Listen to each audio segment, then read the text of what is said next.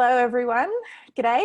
I'm Ebony Bennett. I'm the Deputy Director at the Australia Institute and we're delighted that you're joining us here today. I can see our participants streaming in. We're currently heading towards 600 and we've got almost 2,000 people registered today. So thank you so much for your interest in today's webinar. This is part of the Australia Institute's Economics of a Pandemic webinar series, and I want to begin by acknowledging the traditional owners of the land on which I'm currently living on the South Coast, which is the Yuin Nation, and pay my respects to their elders past and present, as well as those of the Ngunnawal people, which is where the Australia Institute and most of our staff live and work.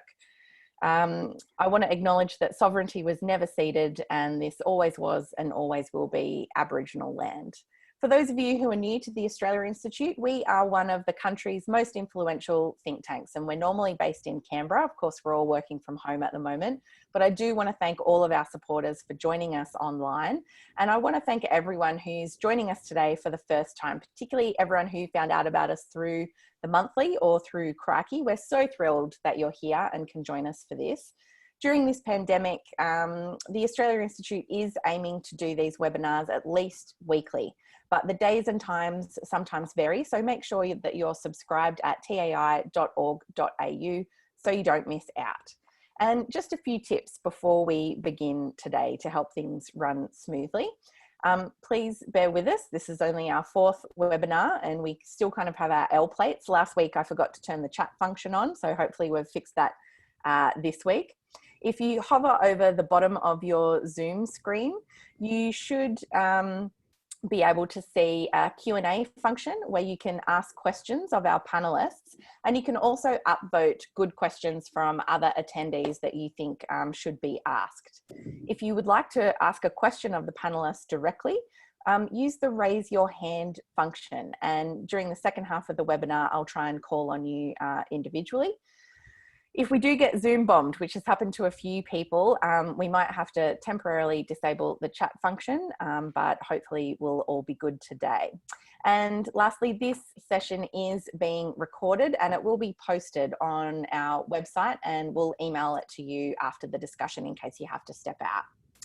So the reason why we're all here today is because the Australian arts industry was really one of the earliest casualties of the coronavirus, as museums, theatres, music events, festivals, plays, everything started shutting down pretty quickly to avoid the public health crisis, but it also led to massive job losses within the arts sector, even as all of us are relying so much more on our favourite TV shows and music and books and other art to help us cope with isolation. So today we wanted to take a look at the role of artists and the arts in the Australian economy as part of our webinar series. And today's special guests are Sarah Hanson-Young, the Green Senator for South Australia and the spokesperson for the Arts and Communications, Environment, Water and Tourism. And she's also a World Economic Forum Young Global Leader.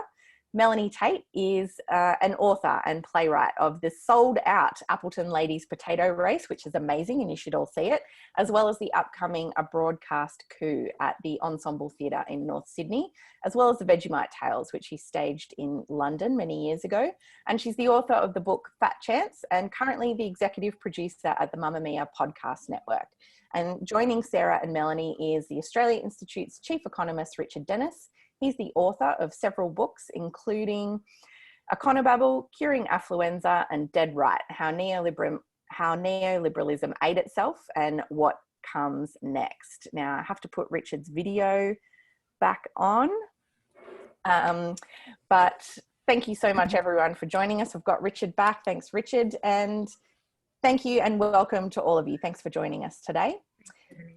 Sarah, I'm going to throw to you first. So last week you were back in Parliament, so to speak, with the job package. What were you trying to do yourself as part of extending that JobKeeper package to the arts? What's the problem there? Well, as you said, Eb, and firstly, let me just say thank you to the Australia Institute for organising this. I think this is a fantastic forum and it's so wonderful to see so many people engaged and wanting to be wanting to participate and learn about what's really going on in this space, because it is devastating, actually. And as you said at the beginning, the moment those first lots of restrictions started coming out in relation to our response to COVID-19, it was the arts and the entertainment space that was smashed instantly, literally overnight, from gigs being organised to events being closed, cancelled, pubs closing their doors, and of course a whole season of activities that was going to be running between March and right through to July, August, were seemingly just wiped off the calendar. We know studio productions have been cancelled. So across the board, it's been very, very difficult for the industry. And despite that, we still haven't seen an industry-specific package. It was one of the first. It obviously dovetails a lot into the hospitality industry and also the tourism industry because of the how closely they all work together.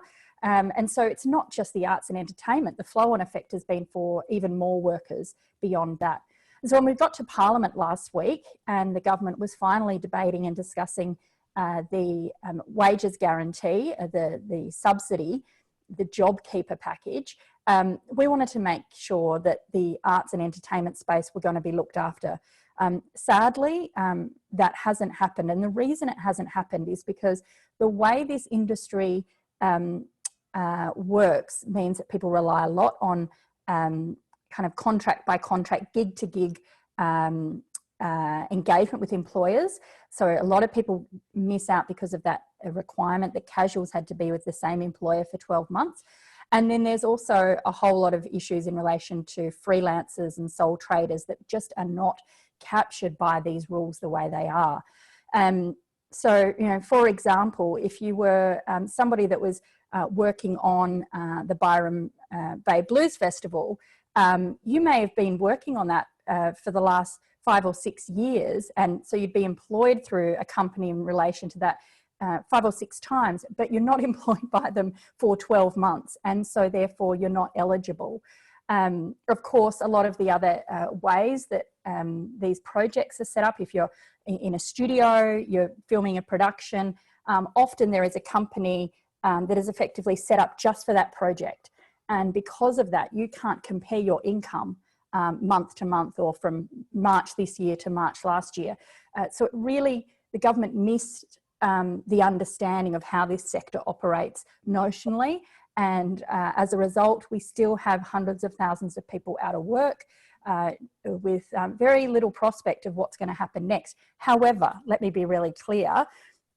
We are all consuming more content, art and entertainment than ever before. And I think this is where the opportunity comes for making sure we invest in a sector that is helping us through this crisis, keeping us all sane, but also will be one of the first we reach to as we start the recovery, because there's going to be a lot of conversations about how we've got through this, how we work through this as a community, what this meant to us, how this impacts on our national identity, where Australia fits in the rest of the world now. Art and entertainment is how we make sense of those things. So it's absolutely essential, not to mention, of course, the economics. Thanks, Sarah. And I think it'd be great to go to you now, Mel, as an artist who had an upcoming show, a broadcast coup that was really in its final stages. How has this impacted you personally?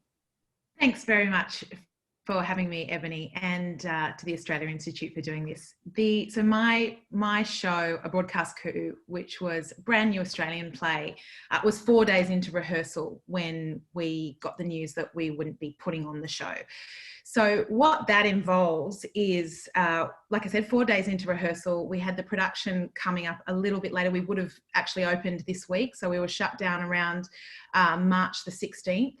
And we would have opened this week or next week. You know how time has just become completely irrelevant the last few days. So we had a 6-week run at the Ensemble Theatre in Sydney, and then we were going to transfer to the Canberra Theatre, the Playhouse there. So it was a really, it was a fairly big production. I counted that we had 13 people immediately involved in that production that are now out of work. But as well as that, I had another production also about to start rehearsal pretty much around now, a professional production of my play, The Appleton Ladies Potato Race in Tasmania, with Tasmanian theatre company Blue Cow Theatre. So that's also a bunch of Tasmanian artists that now won't be in work for the next couple of months too. And so, like Sarah was saying, people don't get hired to do that Appleton Ladies Potato Race for a 12-month contract, is it? No, they don't. And it's not just the actors that are involved. The actors are obviously a very, very important part of this, and both of those shows have 5 actors each. But there's a whole team of people who are employed as freelance creatives to contribute to the play. So, for example, with A Broadcast Coup, and I'm so sorry to anyone who I might have forgotten, but I don't think that I have, we've got a director, we've got an assistant director, we've got a set designer, we've got a sound designer, we've got a lighting designer, we've got a costume designer, we've got a costume supervisor, we've got a stage manager, we've possibly got an assistant stage manager as well. So there's lots of people that are involved, and that's not mentioning the theatre itself and box office and bar, etc., who are really gravely affected by this pandemic and these changes that have been made. Thanks, Mel. We might come back to you in a little while, but I mean, that's a microcosm for 2 plays, essentially. But Richard, if I can throw to you now, what role does the arts industry play within the Australian economy? Look, the arts industry is a very big employer that plays an important role, not just in the economy as a way of creating jobs, as a way of distributing income, as a way of earning export revenue, but obviously, you know, the arts industry is greater than the sum of its parts. It's the way that we understand ourselves, each other. It's the stories we tell. There's 193,000 people employed in the creative arts in Australia. To put that into perspective, there's less than 50,000 people work in coal mining. So, you know, we've all heard these stories about how some industries are the backbone of the nation and they hold the economy aloft. Well, they're nonsense stories, and they're, ironically, you know, the creative arts are probably worse at telling stories about themselves than the coal mine owners. So, yeah, less than 50,000 people employed to make coal, nearly 200,000 people employed directly in the creative arts. That's more people than work in the finance sector. It's a big employer. It plays a big role in our economy. And, you know, unfortunately, the Australian public debate just sort of doesn't take that into account. Or we say things like, but they're not real jobs. It's people that dig things or make things, that they're the real jobs. Well, as an economist, I don't know what that means. There are whole economies like Singapore or Japan that haven't got a single coal mine in them. Do we think there aren't any real jobs in Singapore or Japan? It's meaningless. It's an Australian story about a very small part of our economy, and then we kind of miss the actual the big employers that do a lot of storytelling. And just finally, in terms of this crisis, you know, a friend of mine who's very active in the entertainment industry, when I rang him up early in the crisis to say, how's it going? He said, well, put it this way, Richard, I'm in the business of putting on non-discretionary events for more than 500 people. His whole business is, you know, you couldn't invent a worse business to get hit by this. The large parts of the arts and entertainment industry were not just, as Sarah said, the first hit, they'll be the last to come out.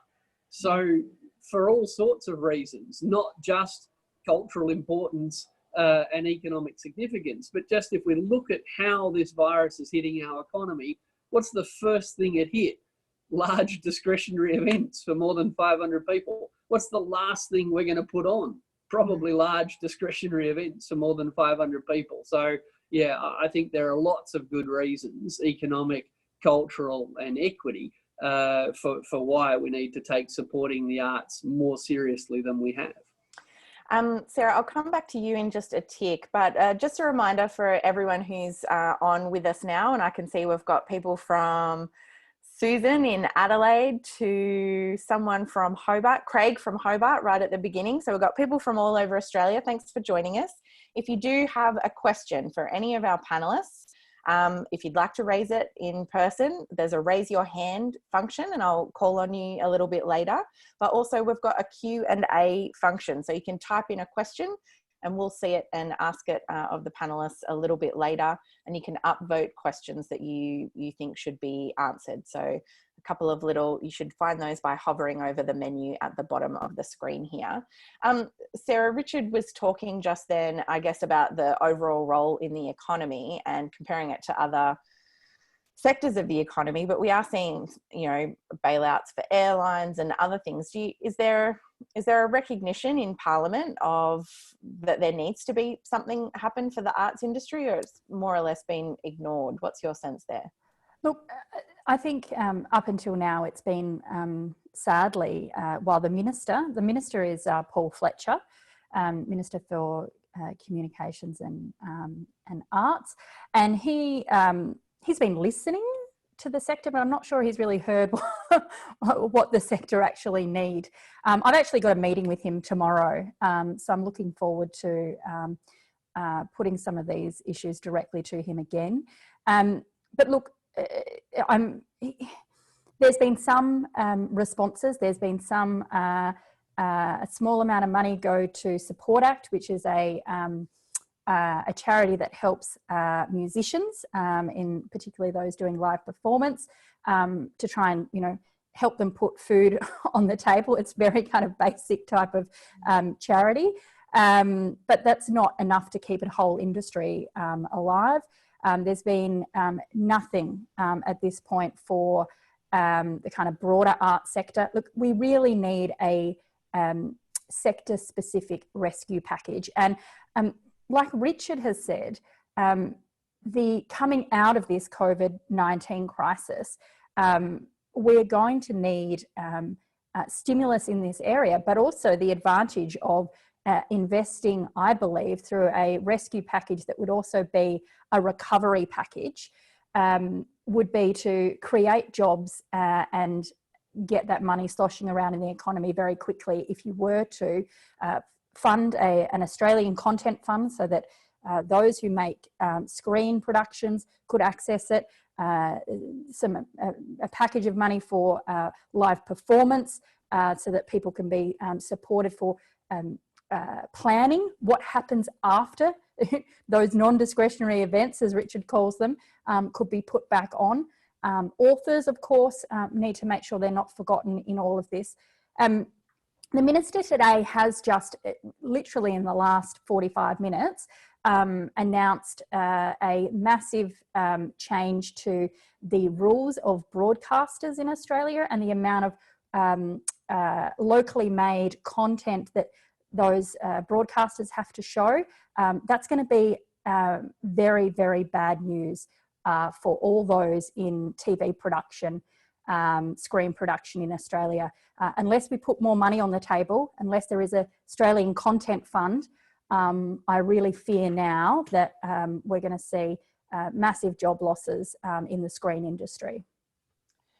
Mel, did you want to say anything else about how this is impacting on, I guess, artists as individuals as compared to kind of the sector overall? Yeah, I would. We did a straw poll this morning with the people that were directly involved in our company. And this is probably just a small, like you said, a microcosm of the larger picture about what kind of work has been lost and how many jobs have been lost. So in our team of, like I said, around 13 people, the director of the show, Priscilla Jackman, sent out a text this morning, and we heard back probably from about 6 or 7 of those artists. And just in that team of 6 or 7 artists, there are 58 confirmed contracted gigs that have been lost for just the rest of this year. And that's not including teaching, it's not including workshopping plays, etc. They're sort of actual performances. But I would just like to go back to something that Sarah said. And I feel like one thing that's really missing from this conversation about where the funding goes and what the funding does is talking to individual artists about their wants. and needs. For example, when this all first happened, one of the funding bodies approached me very generously, but they had been given a clump of money basically for performances that had been cancelled to film them somehow. Now, keeping in mind that you can't get people in the same room at the moment. I mean, you can Zoom it, you can do all that kind of stuff, but you can't get people in the same room. And with something like theatre, I mean, as delightful as these Zoom readings are and the like, theatre really relies on the connection, face-to-face connection of actors on stage, and then the connection between an audience and what's going on stage as well. So to throw money at filming something that has just been shut down, it kind of feels like it's misdirected to me, and that it was very much probably, you know, that there was an arts minister somewhere who meant well with that, but actually didn't do the consulting, didn't talk with the artists themselves. So that would be the extra thing that I would want to bring into this mix, is talking with individual artists, not just companies as well, but individual artists, to talk about what it is that they need. I've got now Matt Diener from Screen Producers Australia. Matt, are you there? I am. Can you hear me? Yeah. What did you want to say or ask of the panelists today, Matt? Oh, look, I think this is a really important conversation. And the things that we have picked up is that Sarah's right, in that there seems to be a not a lot of understanding about the actual nature of what a project-based, short-term, frames around doing work in our industry. And what we're seeing is at the moment an attempt to mitigate the risks associated with, for us, it's the platforms that we sell to, being the broadcasters, in the announcement that's just come out. So there's a huge problem that Sarah identified just then, that's literally just come through as a press release, that the quotas that the industry depends upon to have commissioning requirements across children's content, documentary content, drama content, that employs a lot of people and then spreads that money into lots of other parts of the sector and keeps a lot of creative industry people in and out of the screen industry engaged with. That's been suspended till the end of this year as a way of giving the broadcasters relief on their content quotas. Now, a problem with that is that it sends a signal that straight to the industry that, you know, their dreams and their opportunities for coming out of this, at least for a big chunk of the industry, being snuffed out, because there is no requirement on the broadcast to then do this. And at the same time, there's the release of an options paper, which, you know, the worst case scenario would be that this is a pause of these content obligations that then never gets unpaused, because you've got an options paper that's ready to go, that is maybe, we haven't read it yet because it's literally been just released, but suggesting that they never get returned. So, you know, this is somehow, and I don't know why you'd go down this path, because of the problems and the machinations of larger businesses saying that they're in trouble, and there's no issue to suggest that the advertising industry is damaging the likelihood of a quick recovery for many of our commercial broadcasters. But that has a spin-off into, all of the creative industries, certainly our industry, and no sign yet from government that it's really thinking about that part of the system, our part of the system, and the thousands of people we employ, and the kind of work that we do, and the cultural narrative that I think people are relying on in their day-to-day as to how they feel connected to this nation. So we're thoroughly disappointed, really, with what's just happened, and it seems to be, in fact, a continuation of a theme, right? We haven't seen messaging to say that the industry is valuable. We haven't seen a kind of a signal that a package of assistance that's tailored to the sector will be done. And now we're seeing, in our case, a kind of a snuffing out of the lights of optimism and hope at this moment for many people. It's devastating. Yeah, thank you, Matthew. Richard, I guess that brings up to me that idea of contrasting the arts with other industries that the government or governments seem to care more about, or like the mining industry. We hear a lot about mining jobs, but there's also been a lot of insecure workers left out of the JobKeeper package. Is this partially about how we view work and what type of work we value?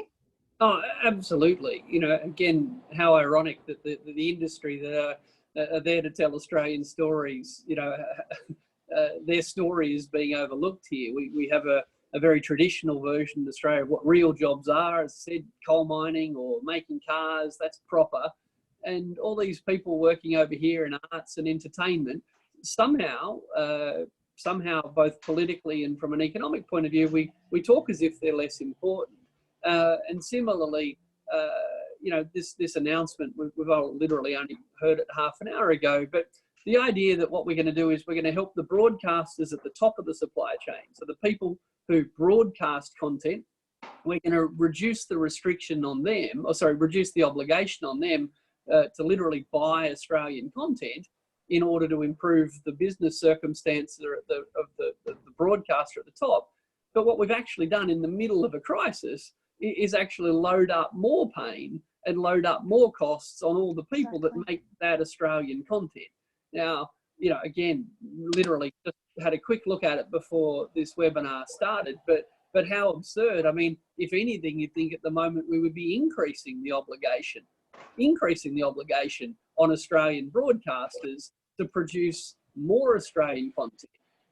Why not place obligations on streaming services like Netflix, for example, who now make a lot of money in Australia? Why not say 20% of the money they collect from us in our subscription fees has to be spent on Australian content? You know, let's not forget we're one of the richest countries in the world. It's a privilege to have a broadcasting license in Australia. It's a very profitable opportunity for streaming services to come here and sell access to content. When we sold broadcast licenses, those broadcast licenses were bought by people who then had an obligation to provide news, an obligation to provide local news, an obligation to provide Australian content. And after they've bought these licenses, one by one, we're removing or reducing the obligations that came with those licenses. So yeah, I think rather than cutting the obligation to make Australian content, now would be the perfect time to increase it and for the first time to impose it on the big new streaming services that are making so much money out of Australia. Thanks, Richard. Evelyn Richardson from Live Performance Australia, are you there? Yes, I'm here. Good morning. Yeah, good morning. Thanks for joining us. Did you have a question or a comment? Oh, look, I just following on from what Matthew has said and obviously Sarah and the other speakers. I mean, from the live performance perspective, I mean, effectively we've seen our industry collapse. So it's not just a matter of waiting for a collapse. I mean, everybody is well aware of all the tens of thousands of people that have lost their jobs, but at the same time, we've also seen all of our companies having to significantly downsize. We've got huge cash flow problems, both in the subsidised sector, but also in the commercial sector, because for our industry, we're looking at a 12-month, that's not my dog. We're looking at a 6 to 12 month, time frame in terms of anything being reactivated. And we've got the Chief Medical Officer already flagging that music festivals, for example, won't be, coming anytime soon. And so when we're looking at general macro economy measures that can help some sectors for a 6-month period, they're not really that useful for ours, because we're looking at least 12 months before we might see reactivation, and probably 18 months, 2 years before we see a full resumption of, activity that we might have seen, 4 weeks ago, because we're going to have border issues with respect to international artists coming in, and also what we can export and take out. So all of these are going to be significant barriers to how we're going to operate. The lack of a targeted package right now is pretty significant in terms of how many of those companies, we've got 500 performing arts companies across the country and all our commercial producers and music promoters who are going to have to try and ride this out. Most of them won't be able to do that.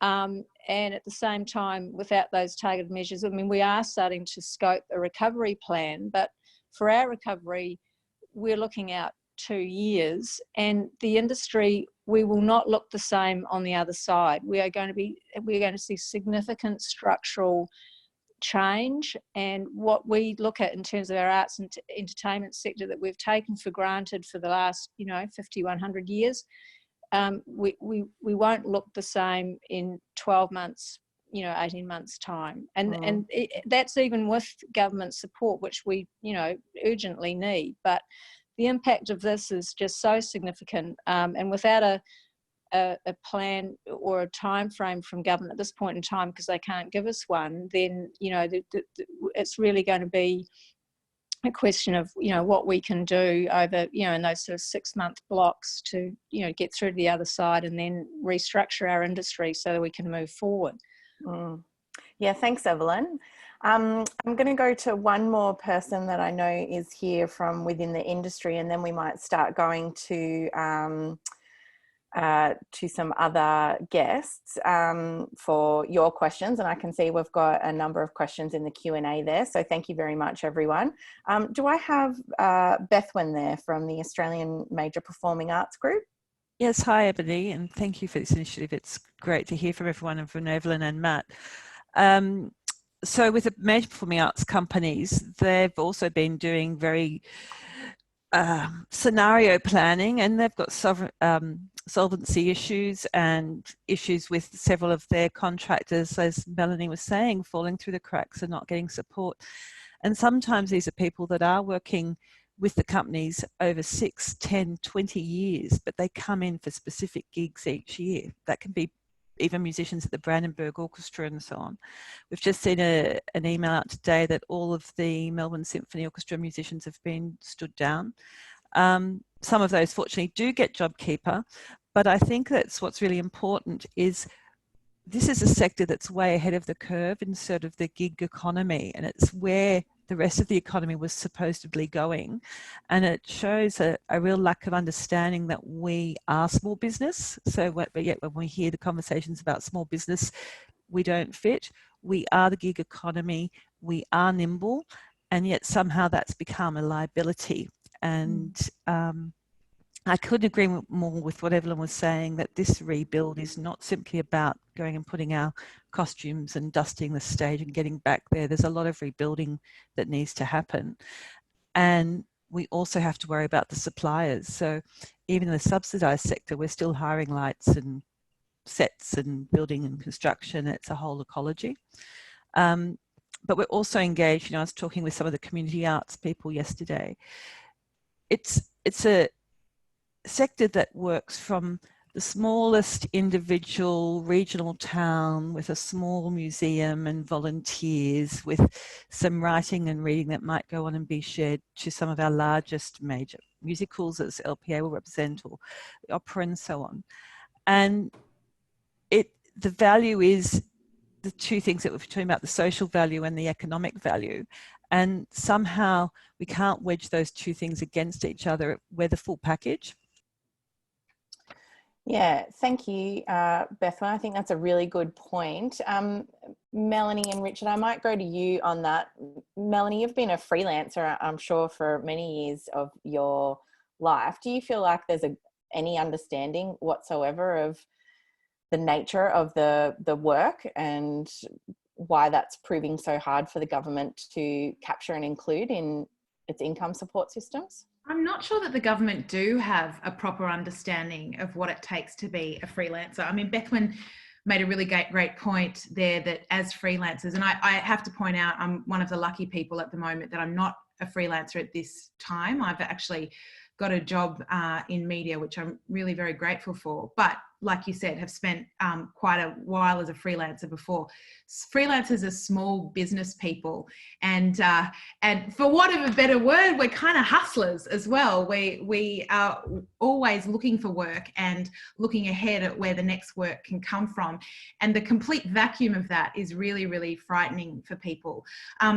One of the things that I think a lot of the arts discussion will be around, quite rightly so, is keeping the companies alive, and keeping the companies alive so that the artists have somewhere to create when this is all over, whenever it is all over, however it is that happens. And I think that in this discussion, we need to also be remembering the engine room of these companies, which is the artists who are contracted for short amounts of time over time, and who are the people that you see on the posters, and the people that are coming up with the creative vision for the works that the companies then put on. So I would hope that, again, this comes back to consultation with government. I mean, I don't know what the government thinks arts workers do. I know that from my non-arts worker family and friends, to me, they don't understand what it is that we do. I think they think we just do something fun with our spare time that we're lucky to be paid for if we get paid for, which, of course, as highly skilled professionals, we all know that that's not the case. And I only hope that the government go into conversation and start taking this really seriously, and start looking at these sole traders and freelancers, like Bethwyn said, as small businesses, because basically that's what we all are. Richard, I'll go to you, and then Sarah, I think the first questions are probably more for you, so we'll come to you after this. But Richard, broadly speaking, I think you're muted at the moment. Insecure work and that idea of freelancers, is that just something that we're going to have to revisit, that this whole crisis has really exposed the fragility of how we've built a huge part of our workforce? Absolutely. Are you hearing me all right? I don't think I'll... That's good. Yeah, look, basically, as every politician has loved to brag about for decades, it's 29 years since Australia had a recession. And unfortunately, this idea of the gig economy kind of being you know, a stable, secure place to work if you were good enough has evolved in a period where we haven't had a recession for 29 years. So, of course, the gig economy works very well for many people, but not having sick pay, not having holiday pay, not having legal connections to an employer in a time like this is a very vulnerable place, and a lot of people have found themselves in that. Something really simple and important that I should stress is I really think that anyone who is in this industry really should contact either their accountant or an accountant quite quickly to find out what you are eligible for. There is quite a lot of change going on, and a lot of freelancers, for example, might fall between the cracks. Freelancer doesn't necessarily mean casual. A lot of freelancers have short-term, full-time contracts, and freelancers really need to understand the rules for what has been announced. But big picture, everybody should understand as much as they can about how JobKeeper works, and there's going to be big differences as to whether you're a casual or whether you're a freelancer. Categories that you might not have thought too hard about as an individual, but the way the rules are being decided, you know, those categories are going to make a really big difference. But yeah, unfortunately, the ABS data, the Australian Bureau of Statistics data, makes clear that of all the industries in Australia, firms operating in arts and entertainment have shut down faster than any other industry in Australia. Less than half of the companies that were operating in January weren't operating in March.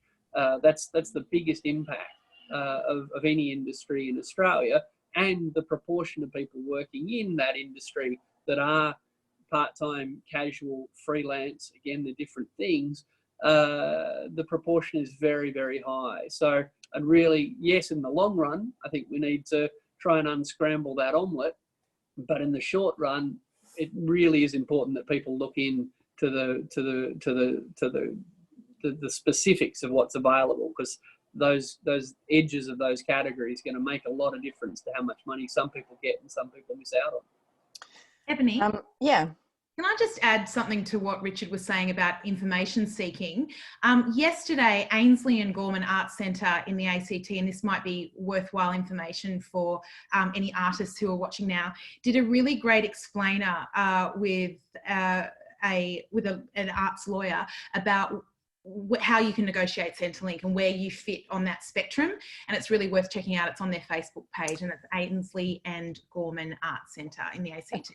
Thank you. If you can send that to me, we might send it around after this along with the video recording. So Sarah, Kelly Wood and who's the other person? Tom Smith, both asked similar questions, I think. One about why do you think the federal government hasn't given targeted assistance to the arts industry when it's one of the hardest hit? And Tom also asks, like, what are the kinds of conversations on the arts in Canberra that you hear? What opinions are expressed, and how many eye rolls do you see when arts funding is mentioned? Both really good questions. Let me first say, I'm not surprised we're having this conversation given the pathway that the arts were starting to take under this government. You've got to remember that during the end of last year, when the government decided to try and change the makeup of different government departments, they effectively cut the department related to the arts. They folded it into transport. It doesn't even exist as a title anymore. So, I mean, while some people say that, well, you know, you've still got people working in the department, I think symbolically it says everything. And unfortunately, when it comes to the arts and it comes to the entertainment sphere, and then the flow-on effects in terms of the rest of the economy and industries, whether that's the event space, whether that's tourism, hospitality, there is a total lack of prioritisation. One of the things that I was talking about this weekend, and I see a number of people have jumped on board and said this is a good idea, is, you know, at this moment we need to be rethinking about our priorities. And the government keeps talking about where they have to draw a line somewhere. That was, you know, in relation to saying that if you had been employed as a casual for under 12 months, then, you know, the line was going to be drawn for you. I'd be saying things like the massive expansion of the War Memorial, $500 million, plus another 50 million for, $500 million and plus another 50 million for the Captain Cook celebrations. Perhaps they're priorities that we don't need to be making right now, and that's a big chunk of money that could be going to help the arts and the entertainment space, and to be really preserving, looking after and nurturing Australia's cultural heritage. But when you have these conversations, I think it was Tom's question, when you're having these conversations in Canberra, yes, there is a few eye rolling, and until you start having the nuts and bolts chat about how many people are employed in these industries, in these businesses, in people's electorates. When you start putting figures on these things, I know the Australia Institute's been crunching some numbers over the last week. The department themselves, the minister himself refers to this as a $112 billion industry. Once you put all the kind of support industries in, and the support services and component industries. So, you know, that is a big chunk of money. It's also obviously really important to Australia's export industry, because the soft diplomacy that our arts and culture does beyond our borders is really, really important. It's not just in the music industry, it's not just in the screen industry, it's across the board. So the economic flow-on impacts are massive, but unfortunately, when you just talk about it in this one bucket of arts and feel-good stuff, that's when you get the eye rolls. Start talking about the hundreds of thousands of people out of work, billions of dollars going to be lost, and much harder for people to get to strike their export deals, and then politicians start to sit up and take notice. Thanks, Sarah. I'm going to go to Quentin Dempster if you're on the line, and then after that we've got Patrick Donovan from Music Victoria. So first to you, Quentin. Thanks, Ebony. Senator Hanson-Young, you're seeing Paul Fletcher, the Minister, tomorrow. Have you any indication that he is designing a special rescue package for the arts industries, particularly after what we've heard from Evelyn and Bethwyn? but and today he's announced a rescue package for the media, regional media, including a moratorium, as Richard has mentioned, a moratorium on local content. The only point I wanted to make is that if you get a briefing from the Screen Producers Association of Australia, they should be screaming at what Paul Fletcher has done with this moratorium for the rest of 2020. We would not have a commercial television production industry in this country without a regulated content quota on network licensees. And Richard made the point, I want to reiterate that, and I think the screen producers will also emphasise that, and that is that if we do anything, we should be extending the content quota to the video streamers, which are disrupting network television, commercial television licensees at the moment. So if you could get a briefing from screen producers before you go and talk to Paul Fletcher. Thanks, Quinton. Yes, look, I'm not sure I'm going to be seeing him. I don't think, despite being the Minister for Communications, it's just going to be a phone chat, not a Zoom. I should suggest perhaps we do it over Zoom. But then, of course, he'd have to take some responsibility for the NBN as well. Look, I'm not sure. I don't think at this point they are in the process of or anywhere near finalising any kind of rescue package for the sector. I'll be pushing him on that. And of course, a lot of the issues that have already been raised today by people. I do totally agree with you that the announcement today in relation to the reduction of requirements for broadcasters to invest in, create and support local content is going to be decimating to the screen industry, and it will have flow-on effects. People who work in the screen industry also work in live theatre. They also work in the music industry. It is part of the ecosystem as a whole. So you can't break these bits off from each other. So I think it is going to be a big blow. I'm going to push him tomorrow on the need to expand the requirements actually, and say those big companies like Netflix, Amazon, if they want to be part of the Australian community, they need to actually play a part, and that means helping to fund and promote Australian made stories. We're consuming more content than ever before. I heard somebody joke the other day that they've, over the weekend they finished Netflix. That's how much content people are absorbing. There is a huge appetite for this, and I think if we were to be making sure leaders continue this conversation around the economic and social importance of Australian art and content, that's important. So we do need those big streaming companies to have requirements. They should play their part. But I also think it is time, Quinton, for a properly funded Australian content fund, and the government, as part of a rescue package, needs to put some money on the table, because as Matthew Dina said, investors are going to be turning the other way. We already know in other parts of the world, they're starting to put in place much better rules and regulations around the amount of money, support and content that needs to be created for them. Canada's done a really good job at that. France leads the way, and the UK even more and more are doing that. I mean, if the BBC has to, be encouraged to spend more on local content in the UK, well, of course, Australian broadcasters and streaming services here should too. Thanks, Sarah. I've got Patrick Donovan from Music Victoria next. Patrick, we are almost running out of time, but what would you like to say? Thanks, Ebony, and thanks to the Australian Institute for your support for the arts.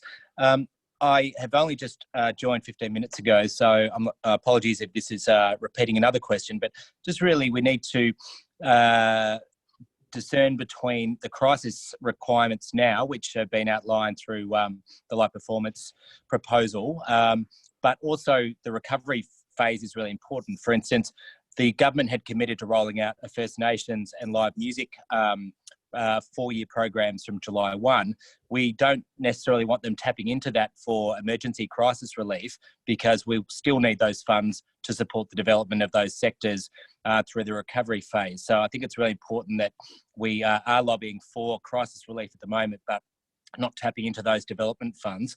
And secondly, just want to leave with a bit of silver lining. The opportunity for Australian artists to have first crack at the venues and the festivals and the performance spaces when we do reopen is going to be really important, and also around regional touring. So any support we can get for regional touring when we do reopen, because it looks like international artists will have a lag in coming out to Australia, and there's going to be real opportunities there. But we need to be lobbying for the crisis support right now to keep artists and businesses alive. But we really need to be starting to think about the strategy for the recovery phase and the opportunities for Australian artists to get first crack at the audiences when that happens. And part of that will be campaigns around more support for Australian music, and that will include quotas around commercial radio and streaming.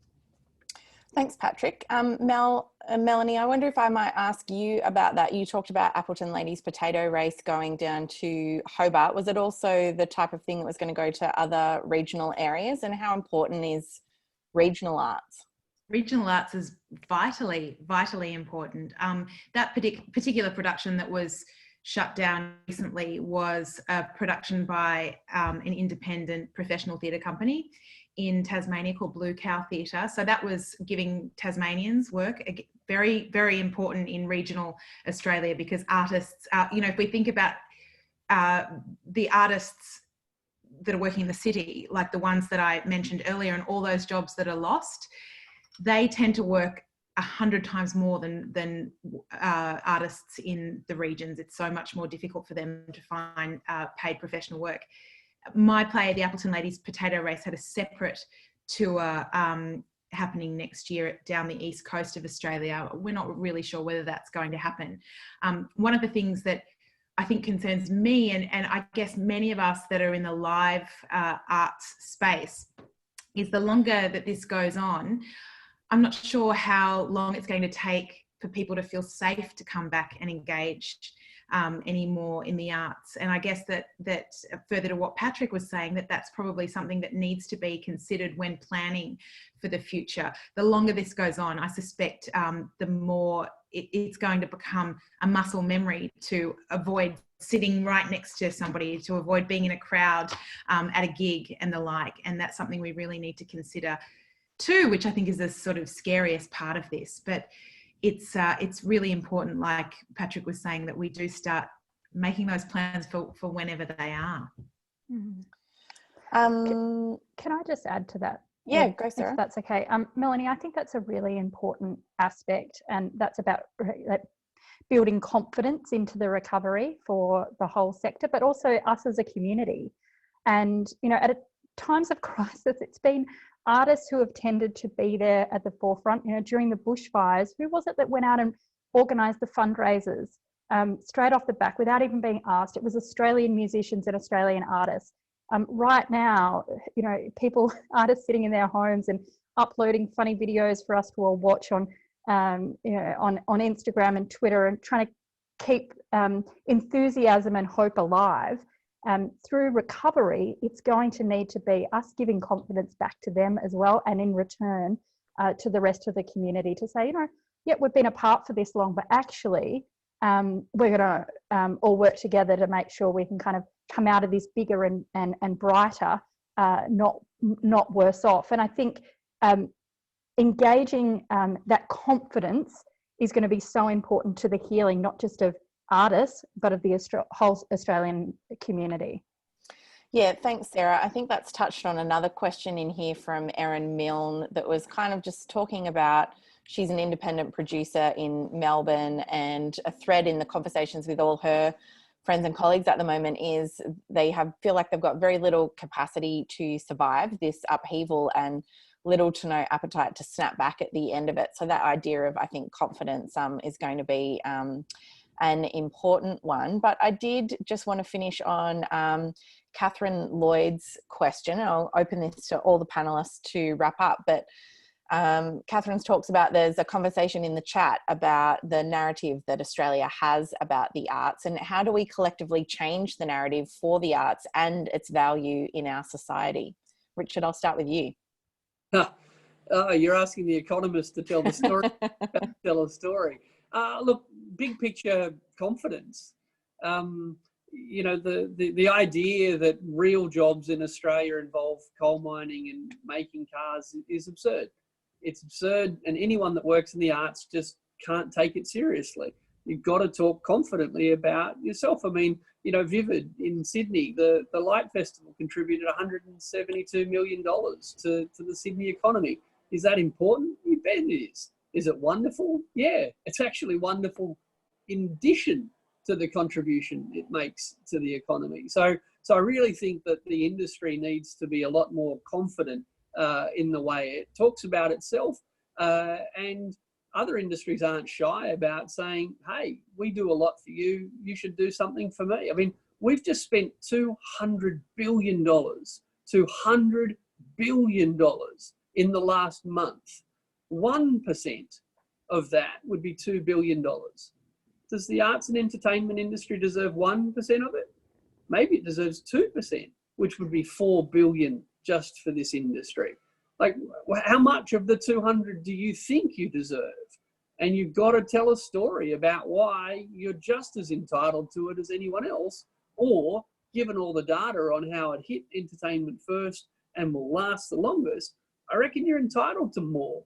But you've got to have a clear story, you've got to have a clear ask, and you've got to say it with some confidence. No one believes an actor that's insecure about their lines. Well, no one's going to believe an industry that is insecure about its place in our economy as well as in our society. Mel, I'll go to you next. Ebony, there are brighter minds than mine that can talk about the cultural significance in our history and the like about the arts, but I would encourage Australian artists to be talking to the people around them from a really basic point of view. We had, there was an actor on my feed suggested that for one day, if Australia shut down, Netflix shut down, Stan shut down everything that artists, Australian artists had made, they'd really know about what it is that we contribute to our society. But I would argue that it even goes further than that. If you think about, say, the top rating TV shows, so MasterChef last night, Dancing with the Stars a couple of weeks ago, all of those shows, there are artists involved in. There are artists designing the costumes. There are artists training the dancers. If we look at football, for example, and sport, it's an artist who is designing the look of a team and the costumes, if you will, of the team. The arts is in every single moment of our life as Australians and as human beings all over the place. So I would encourage we artists to get that conversation going, to talk about how the arts is part of everything that we do constantly. Like even this pencil, somebody, an artist, decided to make it pink. You know, like there's all sorts of ways everywhere in our life that the arts are involved, and I would really encourage artists and people to recognise this and look at this on a micro and a macro level. Thanks, Melanie. And Sarah, finishing up with you. Look, I think Richard and Melanie make excellent points. I think the confidence element is absolutely crucial, and I think the way we talk about the sector and the jobs and the elements and how broad spread it is essential as well. One of the things that I've been contemplating is the real need for something like a creativity commission.